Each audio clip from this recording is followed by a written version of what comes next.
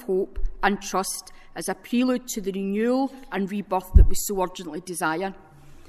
Catholic schools are communities where Jesus is the driving force behind the school's planning and actions. Our schools are places of worship and celebration and are places for all to encounter Christ.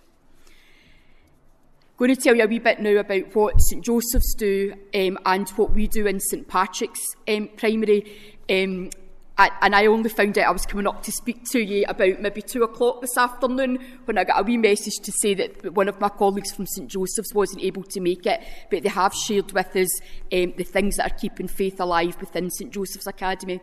So every Friday morning prior to the school day, staff and pupils gather in the oratory for Mass, providing a spiritual start to the morning. During the month of November, the month of Holy Souls, young people have been encouraged to note the names of those who have died, and these have been placed before the altar in the oratory. House groups come together to celebrate feast day masses, and in particular the house group of Blessed Carlo Acutis were delighted to learn earlier this year of the canonisation of the Blessed Carlo Acutis taking place next year during the Jubilee year. On Tuesday of next week, Caritas pupils and parish priests will pray and enjoy breakfast together, bringing Catholic Education Week for 2024 to a close.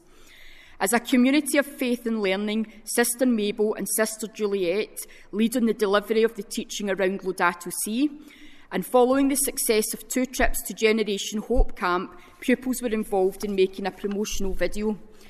Generation Hope creates opportunities for young people to encounter Jesus through fellowship with other Christians and by serving his poorest with joy, thus growing in faith that is active and genuine and which brings about a renewal of our church. The ongoing work in St Joseph's around the Learn Well initiative has enabled staff and pupils to work in close partnership with homes and parishes to provide a rounded, holistic education and system of support for young people's physical, intellectual, social, emotional and spiritual well-being and development. The extracurricular provision supports the development of young people in all of these areas.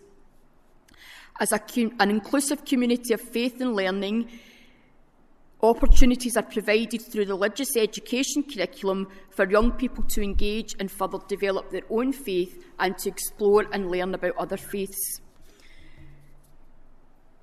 Very much the things that are learnt about the love of Jesus are put into practice through their own acts of witness and contributions to charities such as Father Martin's Ecuador Trust, Aid to the Church in Need and SCIAF.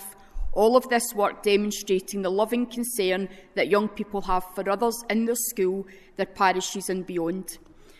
In St Joseph's Academy, pupils are challenged to use their talents to live out the school values of service to others, and this is demonstrated by S6 pupils who participate in the Caritas Award, carrying out voluntary work both in school and in parishes. The degree of personal spiritual growth is recorded by them in the final piece of work they complete on their Caritas journey. Current and past participants of the Caritas Awards share positive views about their experience of engaging